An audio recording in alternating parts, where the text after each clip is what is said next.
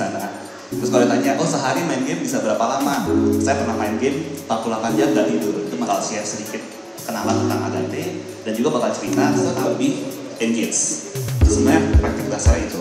Dalam konteks marketing, justru pertanyaannya selalu setiap user goals apa yang dicapai. Ada beberapa yang goalsnya misalnya, oh saya mau meningkatkan traffic website klien kita yang bahkan goalsnya itu sales. Saya mau meningkatkan sales. Untungnya waktu itu banyak orang yang tinggal di ruang-ruang berbeda, banyak pulau, punya latar belakang yang beragam. Saya percaya cerita di Indonesia tuh banyak banget. Dan storyteller di Indonesia juga luar biasa banyak. Dan mereka adalah talenta-talentanya sebetulnya. Jadi talenta yang nggak cuma punya kapasitas tapi juga punya cerita di kepalanya. Yang dibutuhkan sebetulnya adalah hari ini bagaimana dunia entertainment itu lebih inklusif. Rumah-rumah produksi, rumah-rumah kreatif itu jadi platform untuk talenta berkembang.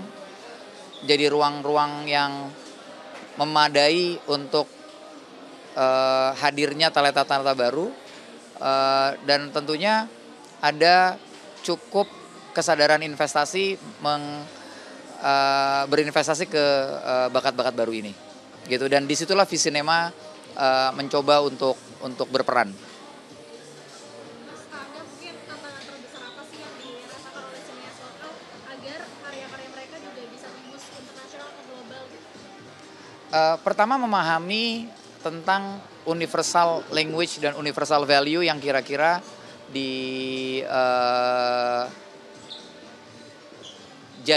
jadi universal code atau global code market global gitu ya. Jadi bagaimana membuat cerita atau film yang personal, film yang dekat dengan budaya kita tapi juga diterima secara universal di negara-negara lain atau di market yang lebih luas gitu. Dan itu tantangan dari setiap storyteller yang atau filmmaker yang ada. Dan caranya adalah sebetulnya memperbanyak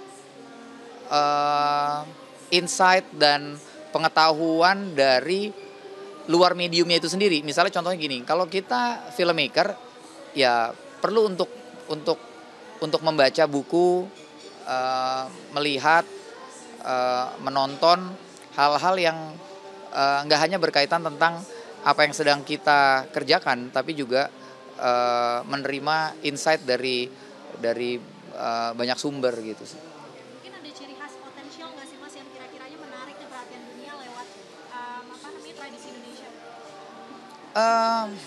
Horor kan sangat populer di Indonesia ya. Kalau horor ini dikerjakan dengan baik, dia akan punya potensi membawa kita ke global market. Itu juga yang bisa terjadi lewat action dan animasi. Karena 3 genre itu buat saya 3 genre yang punya universal value. Misalnya contohnya horor, fear itu universal. Orang bisa sama-sama takut bersama-sama tanpa harus memahami budaya dan bahasanya. Sama seperti action, fun itu universal gitu. Sama seperti animasi di mana dunia animasi itu kan imajinatif ya. Imajinasi kan lintas border gitu. Jadi saya rasa 3 genre itu kode global kita untuk bisa masuk ke market internasional.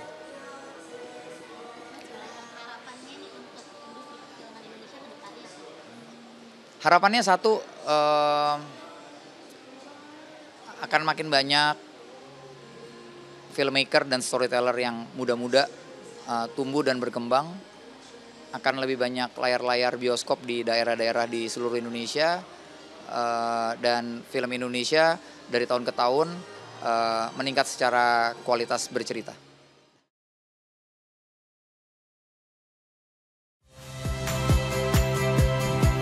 Saya Cynthia Rompas. Saksikan program-program Kompas TV melalui siaran digital, pay TV, dan media streaming lainnya. Kompas TV, independen, terpercaya.